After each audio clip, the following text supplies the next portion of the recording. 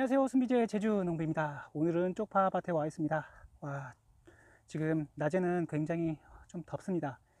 이번 주까지 좀 덥고 다음 주에 조금 쌀쌀해진다고 하는데 그렇다고 예전같이 더울 것 같지는 않습니다. 자, 오늘은 쪽파를 첫 수확해 보았고요. 작년 가을에 심은 가을 쪽파입니다. 월동안 쪽파고요. 쪽파가 엄청나게 잘 자랐습니다. 지금 쪽파가 한 30배 정도 부른 것 같습니다. 조금만 더 부르면은 최소 50배에서 60배까지 불어날 것 같습니다. 제주도는 날씨가 따뜻하기 때문에 쪽파가 계속 자라요. 그래서 아마 중부지방 그쪽 지방은 이제 쪽파가 이제 새순이 나올 것 같고, 그 다음에 남부지방은 이렇게 쪽파가 실하게 커 있을 거라고 생각됩니다. 만약에 쪽파를 키우시면은 꼭 이렇게 해주세요. 요 5가지 정도는 꼭 해주셔야지 이 실하고 좋은 쪽파를 이제 드실 수 있고, 이렇게 파릇파릇하게 쪽파를 키워서 드실 수가 있고, 그리고 나중에 종구라고 하죠. 이 쪽파는 다 수확하시면 안 됩니다.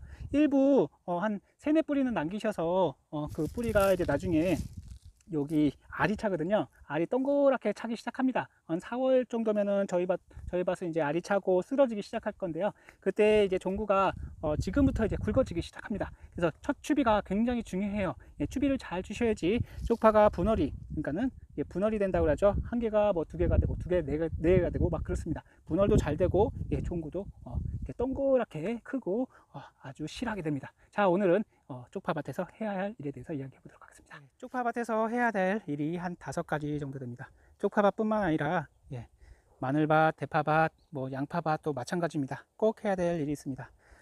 우선은 첫 번째는 쪽파밭에서 풀을 뽑아 주셔야 됩니다. 쪽파나 뭐 아니면은 마늘, 뭐 이런 양파밭 이런 데서 풀을 무조건 뽑아 주셔야 됩니다. 그냥 풀 뭐 한두 개 놨지 괜찮겠지 라고 생각하실 수 있는데 이런 풀 그냥 놔두시면은 나중에 엄청 커집니다. 그러면은 감당하기 힘들어요. 그래서 제초제 치지 않고 하시는 분들은 미리미리 풀을 잡아 주시면은 편합니다.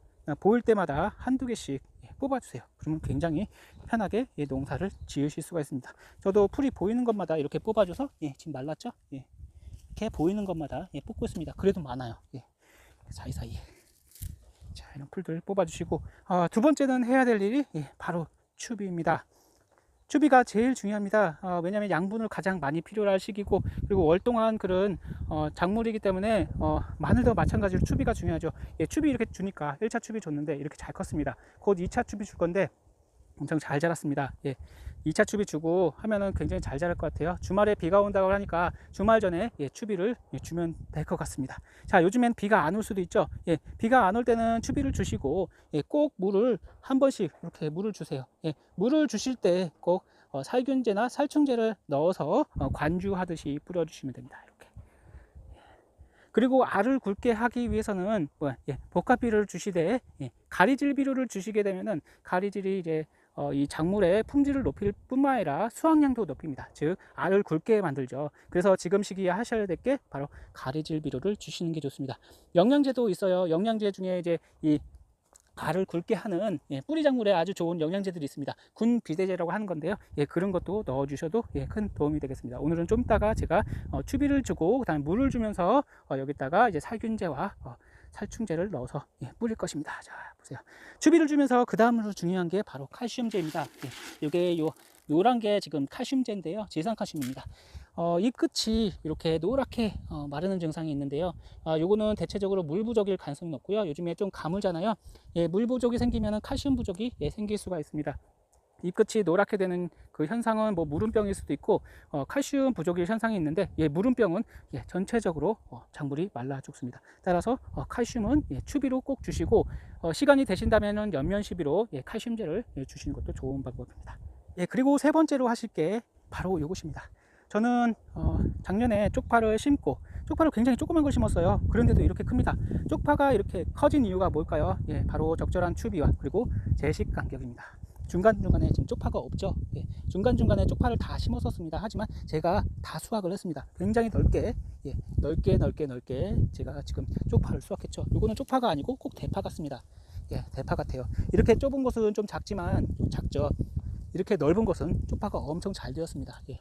쪽파는 제식 간격입니다. 제식 간격을 충분히 주시면, 무 키우듯이 제식 간격을 이렇게 넓게 예, 무도 이렇게 간격을 넓게 키우시죠. 예, 넓게 키우시면은 쪽파가 이렇게 굵고, 그리고 햇볕을 밑에서부터 위에까지 받아서 광합성을 해서 그 광합성한 양분을 이제 뿌리로 내려서 이렇게 잘 자라요. 예, 동화 양분을 이제 만든다고 해요. 그래서 광합성을 잘하고 양분도 잘 흡수하고 물도 잘 먹고 그래서 햇빛이 잘 들어서 이렇게 쪽파들이 이렇게 굵게 크게 잘 자라고, 예, 분월도 아주 왕성하게 되고 있습니다. 분월이란 바로 이것입니다. 예, 쪽파가 계속 나눠진다는 뜻이죠. 예, 지금 30배 정도 자랐는데 한 번 더 나눠지고 있습니다. 60배로 지금 나눠지고 있어요. 굉장히, 예, 많이 크고 있죠. 이렇게 간격을 넓게 해주시면은 그만큼 쪽파도 많이 커지고, 그 다음에 종구도 보시면은 여긴 끝인데, 예, 종구도 나중에 이제 알이 찰 거거든요. 아직 알이 들지는 않았습니다. 알이 동그랗게 드는데 알이 차지는 않았는데 지금 굉장히 많이 크고 있습니다. 즉 세 번째는 바로 제식 간격이다. 그리고 네 번째로 하셔야 될 게 바로 충방제입니다. 이 시기에 충이 많이 생기기 시작합니다. 그래서 성충들이, 즉 요 땅속에 있던 월동하는 해충들이 나와서, 주변에 있던 해충들이 나와서 이제 알을 낳고, 그 알에서 나온 유충들이 요 파 잎을 갉아먹거나, 아니면 파박나방 같은 경우에는 알을 낳고 여기서 이제 애벌레들이 나와서 잎을 갉아먹고, 그 다음에 땅속에 있는 고자리파리, 고자리파리가 이제 알에서 깨가지고, 그리고 성충이 알을 낳아서 이렇게 피해를 주게 됩니다. 중간중간에 이렇게 파리들이 돌아다녀요. 파리들이 주로 이제 해충들이 많은데요. 그 해충들을 잡으려면 이렇게 하셔야 됩니다. 고자리파리 피해를 받게 되면은 이렇게 파들이, 아니면은 다른 양파나 쪽파들이 제대로 자라지 못하고 말라서, 잎 끝부터 뿌리까지 다 말라서 죽게 됩니다. 그 안에 뿌리를 파보면은 구더기가 있어요. 파보시면 구더기가 있어요. 그냥 뽑아서 쭉 뽑히면은 그게 고자리파리 피해나 아니면은 뿌리응의 피해일 수도 있습니다. 지금은 쪽파는 큰 피해가 없습니다.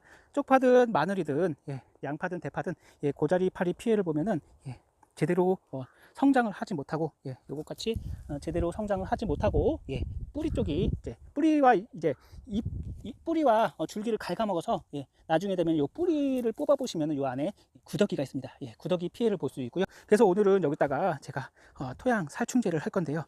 토양 살충제는 두 가지가 있습니다. 농약을 쓰거나 아니면 친환경 살충제를 쓰는 두 가지 방법이 있는데요. 만약에 밑거름으로 토양 살충제를 쓰셨다면은 그 다음에는 이제 수확 시기가 다가오면은 농약 토양 살충제는 쓰지 마세요.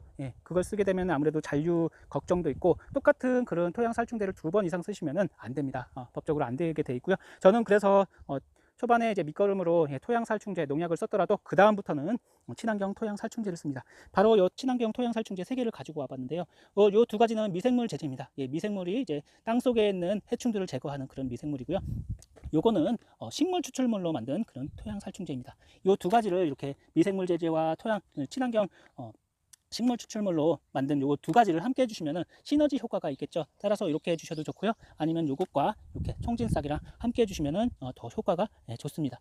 따라서 이런 친환경 토양 살충제는 수확 전에 뿌려도 큰 문제가 되지 않습니다. 따라서 친환경을 하시고 농약 걱정이 되시면 꼭 토양 살충제는 친환경 약을 해주세요. 그리고 5번째는 바로 병입니다. 병이 이제부터 날이 따뜻해질 때 병이 생기는데요. 저는 유황과 그리고 살균제를 번갈아가 하면서 이제 씁니다. 아무래도 유황을 계속 쓸 수가 없기 때문에 이제 모두싹 같은 경우에는 뿌리옥병, 흰가루병, 녹균병, 흑색석원 균핵병 등을 예방을 해주고, 그 다음에 무름병을 예방해 줍니다. 따라서 저는 한 보름 간격으로 요 모두싹을 지금 뿌려주고 있고요. 한 2주가 되었길래, 다른 살균제를 뿌려준 지 2주가 되었길래 요 마늘의 경우 이제 마름병이 생길 수도 있고 무름병이 생길 수도 있고 하기 때문에 다른 여러 가지 병들이 이제 발생할 시기가 돼서 오늘은 살균제를 뿌려주도록 하겠습니다. 대신에 살균제를 뿌릴 때 저는 여기다가 추응제인 니모일도 함께 첨가해서 뿌려주되, 오늘은 추비를 주고 그 다음에 비가 며칠 동안 안 옵니다. 그래서 오늘은 이렇게 모두싹 살균제 유황입니다. 유황과 니모일을 요 물통에 10리터 물통에 넣고 조류해 놓고 추비를 주고, 그 다음에 물 주듯 이렇게 연면 시비 겸 간주를 해주도록 하겠습니다. 이렇게 하면은 비료도 높고, 그 다음에 주변에 있는 그리고 병과 해충도 예방할 수 있고, 요 사이사이로 물이랑 이제 살균제랑 살충제가 들어가기 때문에 병과 충을 예방할 수 있는 좋은 방법이라고 보도록 할게요. 이 미생물 제제는 BT균입니다. 바실러스균인데 단백질 독소로 각종 유해충을 제거하는 그런 고마운 미생물 제제입니다. 추비와 함께 뿌려주도록 할게요.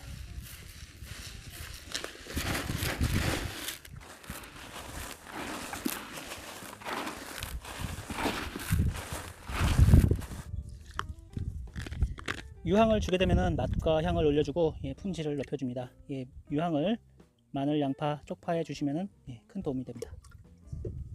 이건 님오일입니다. 님오일은 항상 상비에 두시고 물 줄 때나 약 줄 때 주시면 좋습니다.